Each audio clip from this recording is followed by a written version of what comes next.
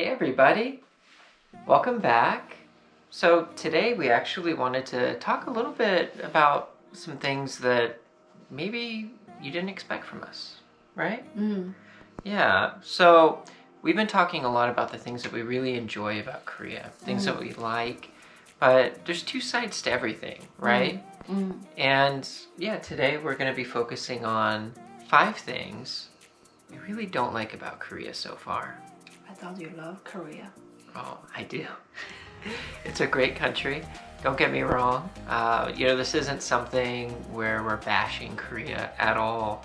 But, there's always some things that you kind of like and some things you don't like so much. And, I think this is really kind of focused even around the pandemic in some ways, because there are some things that are really different being in Korea now versus, 2 years ago or 3 years ago. So, you want to kick us off with the first thing? First thing, let's say quarantine. Yeah. Why didn't we like quarantine? I think no one likes it. Yeah. I think there's this kind of nice idea that people have that quarantine will be fun. Yeah, No, it's definitely not the case. not to us. The most thing I don't like from the quarantine is I lost my freedom and the food again. And we just go through our photos back during the quarantine time, what we took, the pictures from the food. It's still a nightmare. They're all cold. Well, only the lunch a little bit warmer, I will say just a little bit, but still cold to me. Because the lunch they provide soup. Soup is my favorite food, and now I cannot even enjoy soup. And I gave up to eat rice on the 3rd day. He's the hero. I became traumatized by cold rice. I really tried, but quarantine food is horrible. I love tteokbokki, and Yajing had never eaten tteokbokki before. Eating hard tteokbokki rice cakes and her knowing that she was gonna try tteokbokki in Korea for the first time, and it being hard rice cakes because it was cold. I felt really bad for you.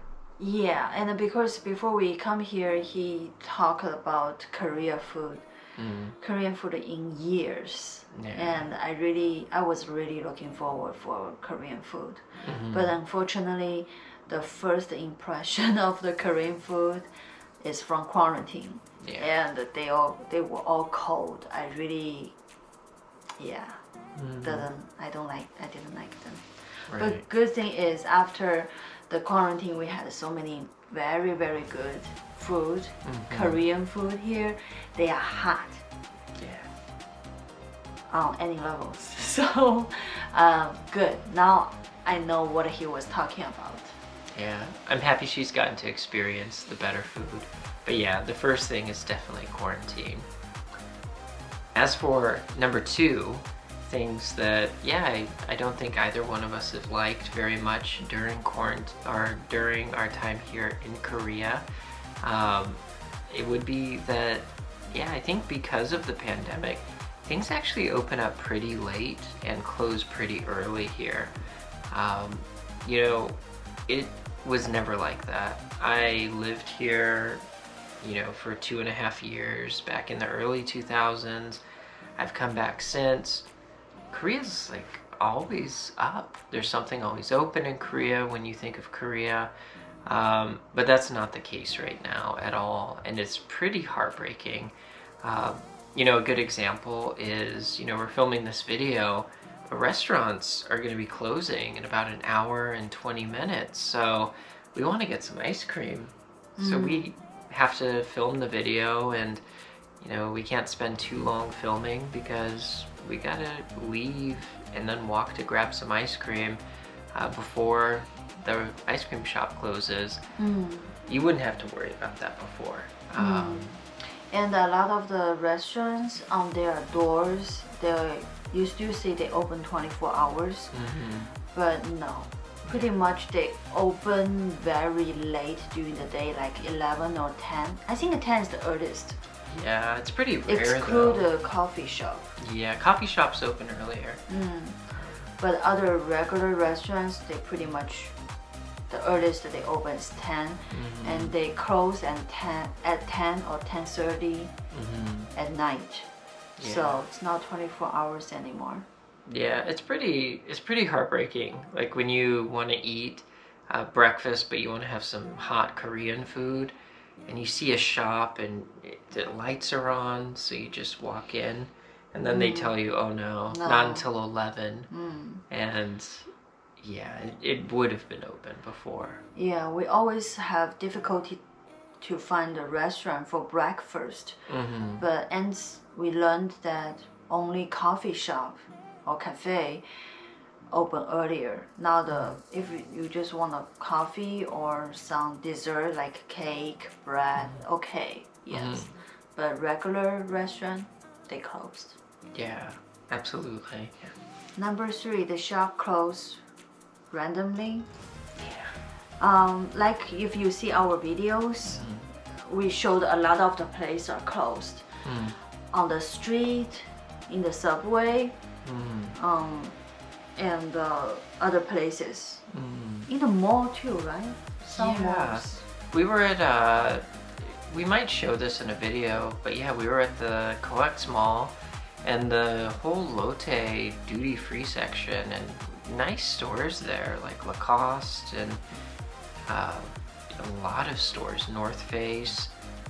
They were all closed, and it was like 1 o'clock in the afternoon. Everything else was open in the mall.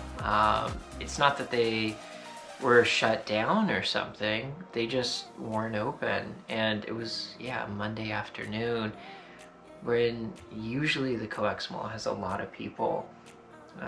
Also, where we went for breakfast just this morning, on its door it says it stays open until 11 o'clock, but walking back here, it's closed. Yeah.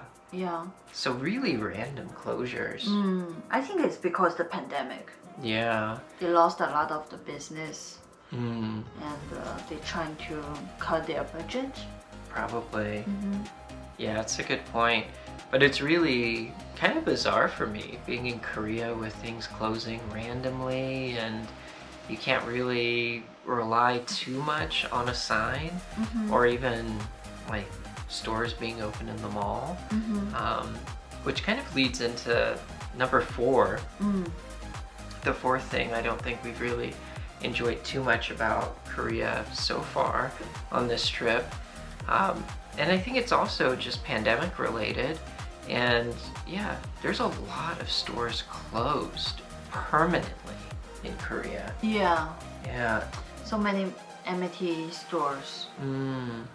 Like here in Hongdae, you do see it. There are some store closures.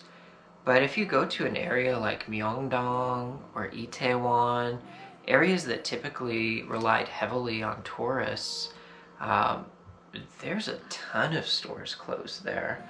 And I remember the first day out of the quarantine, he took me to the Lotte World. And near the area, you told me the building is called Offitel? Offitel. Yeah. And we were looking for food too. We were looking for the restaurants. A lot of the small shop closed in the building too. Yeah. Really just heartbreaking. I think,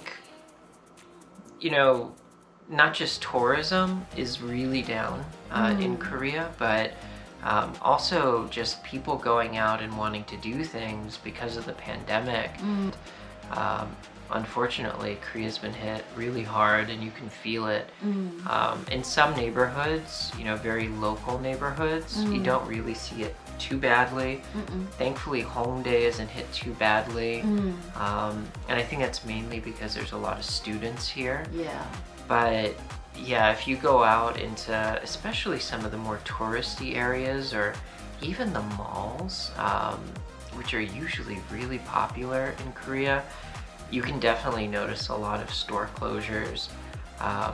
Yeah, it was really sad walking through Itaewon. I know we definitely felt it in Itaewon. Yeah, the place where you used to go. Yeah, across from my old high school, like it was incredibly busy with foreigners and tourists all the time. So yeah, it was kind of like heart-wrenching. I think it hit on you very hardly, right? Every time you see so many closed. Yeah. The stores are closed. And also to us, we went to Myeongdong. Yeah. And we were just looking for the currency exchange. And then all the currency exchange, small place, they are closed.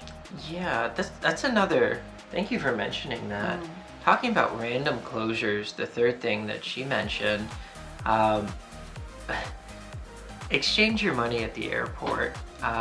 We randomly found a place that would exchange currency in Itaewon that did a decent conversion rate. But they have these money exchange terminals inside the subways in Korea. Machines. Yeah, and they give you a good rate, but it's not as good as going to a currency exchange place. We looked at currency exchange places here in Hongdae. They're all closed. So we went to Myeongdong, another kind of touristy area, and we looked at maybe 8 currency exchange shops. They were all closed. All closed. And it's not like we went late at night or, early in the morning. It was the afternoon. Yeah, it should be the busiest day of the day. But we checked every single currency exchange in Myeongdong, and we learned they just all closed. Yeah. I think it's really hit the travel business in Korea. Yeah. So when you fly into the country, before you do your quarantine, hit up the Incheon International Airport. You can use ATMs if you want to do that. But yeah, if you're bringing currency here, definitely use the Incheon International Airport or get lucky. And, Itaewon had one open, which we were very thankful for. Otherwise, you're going to be relying on those train station kind of machines where you can only do $300 at a time conversion and a maximum of $2,000 per day. So yeah, if you don't plan ahead, you're not really going to be able to do it well. So yeah, plan on that. And just keep in your mind, if you want to do the currency exchange on the machines, you have every single time is $300 limited, and also every single time you need to provide your passport. Yeah, have it with you. Yeah. Yeah. Number 5, everywhere, doesn't matter what kind of the store, restaurant, when you're going, doesn't matter the size, you have to check in before you sit down, eat, and start shopping. The big places, they have the phone number on the sign. You just call the phone number. I think that's how they locate you and by in person. And small places, for the small restaurants, for example, you just need to provide the date, time, your name, and your cell phone number. It's very inconvenient. Yeah, and I think it's also weird because when you do have to sign in by writing all of your information down, we're 2 people, so you have to really do 2 at a time. Yeah. And it's just, I always carry hand sanitizer with me, and there's usually hand sanitizer there, but it just feels weird that everybody's touching the same pen and paper. So you just kind of you really think about it, So yeah, I do prefer the places you can just call. But it also makes you kind of think a little bit like, oh, I'm about to enter a mall with, sometimes there's lines of people behind you. Yeah. And, you're the foreigner. And, thankfully I can read Hangul, but yeah, if you're not used to the system, I remember the first time we went into a place, it was extremely confusing. Yeah, because for their citizens, they can use their QR code. Maybe from the Kakao Talk. Yeah. We found it, but we couldn't use it because we don't have their registration numbers. Yeah, so instead we have to call their phone numbers. And also some of the places, they have the temperature check. Yeah. It's not all the same. No. I think is what we're really trying to say. You have to check in regardless, but every place is a little bit different. You know? Yeah, depends where you go. Yeah, so plan on that. So that's why you need a cell phone. Again, it's important to travel to Korea. Yeah. And those are our top 5 things we don't really like so far about traveling to Korea during the pandemic. But I'm sure we're gonna have different thoughts as we spend more time here in Korea. We just wanted to share some initial thoughts with you. And yeah, I wonder what you think. Yeah. So far, that's all we can think of. And we'll let you know if we have some more. Yeah. Hopefully not. Yeah, hopefully not. Yeah. But yeah, if you have any questions, let us know in the comments below. And as always, we really appreciate you watching the videos. See you next time. Yeah, thanks everyone. Bye.